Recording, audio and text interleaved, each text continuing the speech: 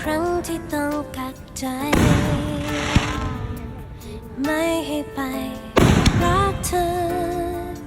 ทุกครั้งที่เราใกล้กัน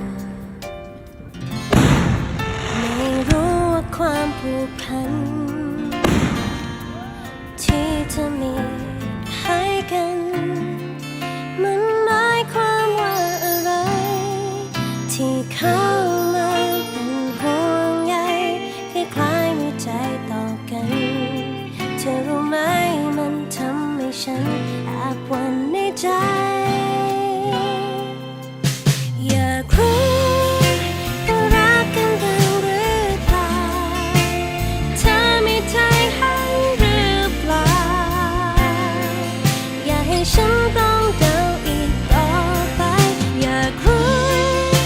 ที่เธอเข้ามาชิดใกล้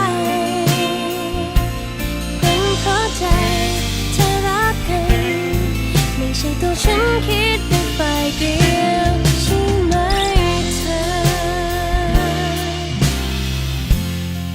กี่ครั้งที่ต้องกักใจไม่ให้ไปแล้วมาแอบคิดถึงเธอทุกวันไม่รู้ว่าความผูกพัน